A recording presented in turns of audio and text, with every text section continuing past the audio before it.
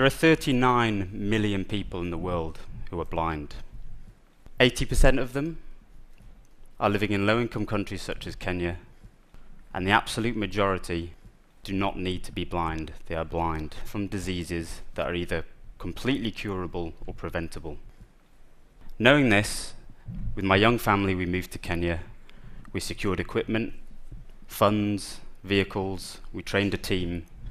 We set up 100 clinics throughout the Great Rift Valley to try and understand a single question: why are people going blind, and what can we do? The challenges were great. When we got to where we were going, we set up our high-tech equipment. Power was rarely available. We'd have to run our equipment from petrol-powered generators. And then something occurred to me: there has to be an easier way, because it's the patients who are the most in need of access to eye care who are the least likely to get it. More people in Kenya and in sub-Saharan Africa have access to a mobile phone than they do clean running water. So we said, could we harness the power of mobile technology to deliver eye care in a new way? And so we developed Peak, a smartphone that enables community healthcare workers and empowers them to deliver eye care everywhere. We set about replacing traditional hospital equipment, which is bulky, expensive and fragile, with smartphone apps and hardware that make it possible to test anyone in any language and of any age. Here we have a demonstration of a 3-month-old having their vision accurately tested using an app and an eye tracker.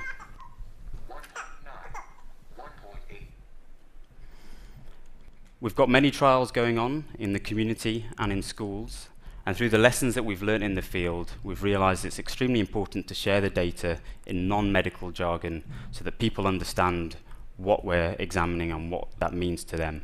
So here, for example, we use our SightSim application, once your vision has been measured, to show carers and teachers what the visual world is like for that person, so they can empathize with them and help them. Once we've discovered somebody has low vision, the next big challenge is to work out why. And to be able to do that, we need to have access to the inside of the eye. Traditionally, this requires expensive equipment to examine an area called the retina. The retina is the single part of the eye that has huge amounts of information about the body and its health. We've developed 3D printed, low-cost hardware that comes in at less than $5 to produce, which can then be clipped onto a smartphone and makes it possible to get views of the back of the eye of a very high quality. And the beauty is anybody can do it. In our trials on over 2,500 people, the smartphone with the add-on clip is comparable to a camera that is hugely more expensive and hugely more difficult to transport. When we first moved to Kenya, we went with $150,000 of equipment, a team of 15 people, and that was needed to deliver healthcare. Now, all that's needed is a single person on a bike with a smartphone, and it costs just $500. The issue of power supply is overcome by harnessing the power of solar. Our healthcare workers travel with a solar-powered rucksack, which keeps the phone charged and backed up. Now we go to the patient, rather than waiting for the patient never to come. We go to them in their homes, and we give them the most comprehensive, high-tech, accurate examination, which can be delivered by anyone with minimal training. We can link global experts with people in the most rural, difficult to reach places that are beyond the end of the road, effectively putting those experts in their homes, allowing us to make diagnoses and make plans for treatment. Project managers, hospital directors are able to search on our interface by any parameter they may be interested in.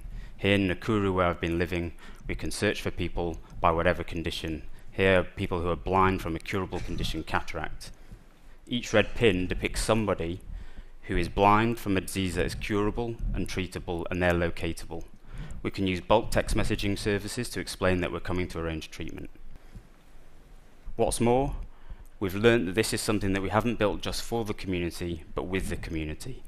Those blue pins that drop represent elders or local leaders that are connected to those people who can ensure that we can find them and arrange treatment.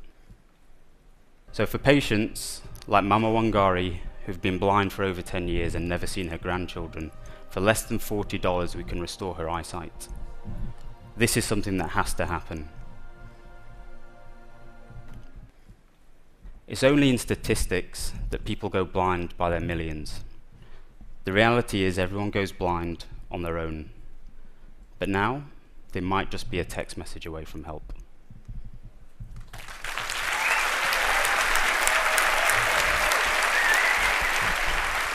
And now, because live demos are always a bad idea, we're going to try a live demo.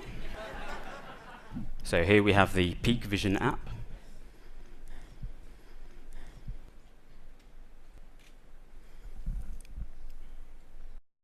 Okay, and what we're looking at here, this is Sam's optic nerve, which is a direct extension of her brain. So I'm actually looking at her brain as we look there. We can see all parts of the retina. It makes it possible to pick up diseases of the eye and of the body that would not be possible without access to the eye. And that clip-on device can be manufactured for just a few dollars, and people can be cured of blindness. And I think it says a lot about us as a human race if we've developed cures and we don't deliver them, but now we can. Thank you.